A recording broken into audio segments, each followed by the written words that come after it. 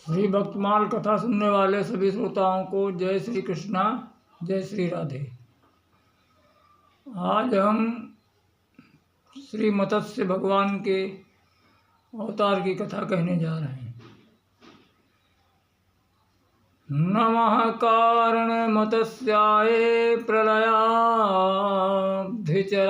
च। यह चाक्षुष मनवंतर की कथा है। जब ब्रह्मा नामक महाकल्प हुआ तो जितने समस्त संसार के लोग समुद्र में लय हो गए। देखो, प्रकृति की साम्यावस्था को लय कहते हैं और वह साम्यावस्था को प्रकृति की सृजन कहते हैं। तो साम्यावस्था में समस्त संसार जल में लय हो जाता है और उस समय ब्रह्मा जी को नींद आने लगी। तो जब ब्रह्मा जी सो गए, तो जब ब्रह्मा जी की रात होती है तब सृष्टि की लय हो जाती है, और जब ब्रह्मा जी का दिन होता है तब सृष्टि का शुभारंभ होता है। तो इस प्रकार जब ब्रह्मा जी को नींद आने लगी तो ब्रह्मा जी के पास हयग्रीव नाम का एक दैत्य रहता है। तो उसने क्या किया कि जो वेद थे, वेदों को उसने चुरा लिया और चुरा कर समुद्र में वेदों को छुपा दिया इसने, पाताल में। तो जब छुपा दिया तब सभी ऋषियों ने भगवान से प्रार्थना किया। तब भगवान ने मत्स्य का रूप धारण करके उस हयग्रीव नामक दैत्य का वध किया और सभी वेदों को लाकर ब्रह्मा जी को सौंप दिया। तो ये मत्स्य अवतार की कथा चाक्षुष मनवंतर के समय की है। तो एक द्रविड़ देश में सत्यव्रत नाम के राजर्षि रहते थे। तो वो मलय पर्वत पर भगवान की पूजा अर्चना तपस्या किया करते थे। तो एक बार वो कृतमाला नदी के किनारे भगवान का संध्या बंधन करके भगवान सूर्यदेव को जल दे रहे थे। तो ज्यों ही उन्होंने जल नदी से उठाकर हाथों में जल लिया तो उसी समय इनके हाथ में एक छोटी सी मछली आ गई। और मछली आ गई तो वो मछली राजा से कहने लगी कि हे राजन, मुझे आप अपने पास रखो, क्योंकि इस नदी में बहुत से बड़े जल जंतु हैं, वो मुझको खा जाएंगे। तो महाराजर्षि सत्यव्रत को दया आ गई और उन्होंने उस मछली को अपने कमंडलू में रख लिया। अब कमंडलू में रख लिया तो कमंडलू में लेके वो अपने आश्रम पे ले आए और आश्रम पे लाकर उन्होंने उस मछली को रखा। तो अभी 2 घड़ी ही हुए थे कि वो मछली का आकार बढ़ गया। तो उस मछली ने राजा से कहा कि हे राजन, मुझे इस कमंडल में अब दिक्कत हो रही है, मुझको बाहर निकालिए और बड़े पात्र में रखिए। राजा ने तुरंत उसको एक बड़े घड़े में रख दिया। जब घड़े में रखा तो एक घड़ी के बाद फिर मछली बढ़ गई, तो घड़े में भी नहीं आ रही थी। तब उस मछली ने फिर राजा से कहा कि राजन, मुझे एक बड़े से तालाब में डाल दीजिए। तो राजर्षि सत्यव्रत ने उस मछली को एक छोटे से तालाब में डाल दिया और कहा कि तुम इसमें अब रहो। तो अभी 3 घड़ी ही हुए थे कि वो मत्स्य बड़ी हो गई और उसने कहा कि राजन, मैं इस तालाब में भी मुश्किल से रह पा रही हूँ, मेरे लिए और व्यवस्था कीजिए। तब राजा ने एक 400 कोस के जो तालाब था उसमें उसको डाल दिया और बोले, अब इसमें तुम रहो प्रेम से। तो अब उस मछली ने क्या किया, उस 400 कोस के तालाब को भी उसने एक घड़ी में ही इतना उसका शरीर विशाल हो गया कि उसमें भी वो नहीं आई। तब उसने राजा से फिर कहा कि राजन, मुझे दूसरी जगह कहीं पे रखो। तब सत्यव्रत राजा ने, जो राजर्षि थे, ये राजा थे पहले, फिर ये जब चतुर्थ चरण आता है ब्रह्मचर्य गृहस्थ वानप्रस्थ, तो जब तृतीय चरण आया तो ये संन्यास के पहले वानप्रस्थ आता है, तो ये आश्रम में रहने लगे थे।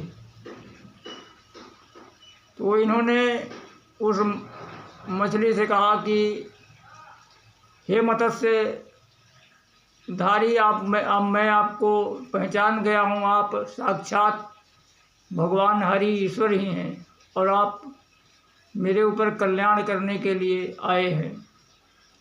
तब उन मत्स्य भगवान ने कहा कि राजन,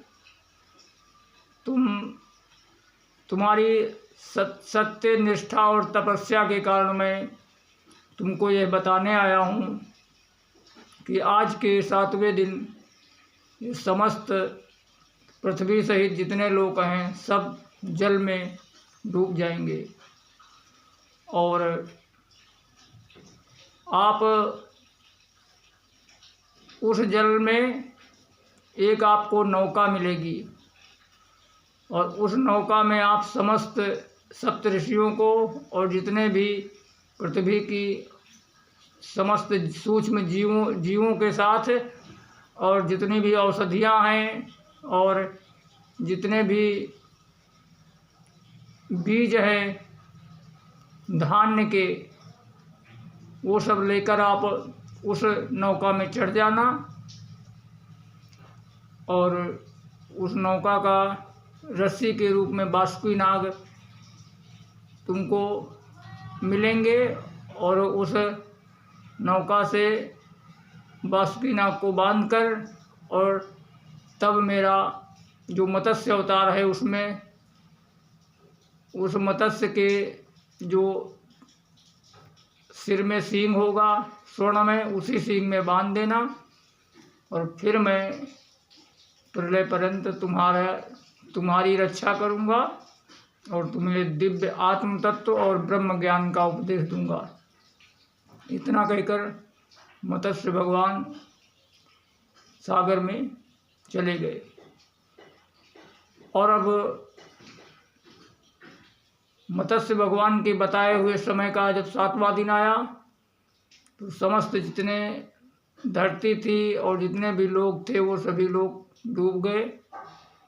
तब एक नौका दिखी तो राजा सप्तऋषियों के सहित धन धान्य और समस्त जीवों के सूक्ष्म शरीरों को लेकर उस नौका में बैठ गए और बासुकी नाग ने रस्सी बनकर उस मत्स्य भगवान के सींग में लिपट गए और इस प्रकार मत्स्य भगवान ने सत्यव्रत राजा की प्रलय पर्यंत रक्षा की और दिव्य तत्व ज्ञान दिया। और इसके बाद वही ये जो सत्यव्रत राजा थे, यही वैवस्वत मनवंतर में ये जो 7वां मनवंतर चल रहा है, इसी में श्राद्धदेव मनु के रूप में उत्पन्न हुए। उन्हीं के नाम से ये वैवस्वत मनवंतर चल रहा है।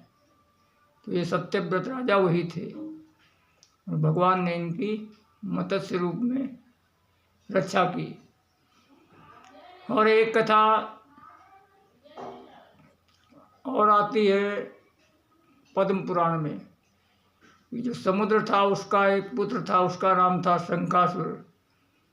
तो उसने समस्त देवताओं को जीत लिया और उसने सोचा कि ये जो ऋषि मुनि हैं ये वेद मंत्रों के द्वारा ही भगवान का यजन करते हैं, इसके लिए ये जब वेद मंत्र ही नहीं रहेंगे तो फिर ये यजन कैसे करेंगे। तो उस शंखासुर ने जितने वेद मंत्र थे सबको ले जाकर वो पाताल में छुपा दिया। और इस प्रकार जब छुपा दिया तो ब्रह्मा जी ने, सभी देवता परेशान हो गए।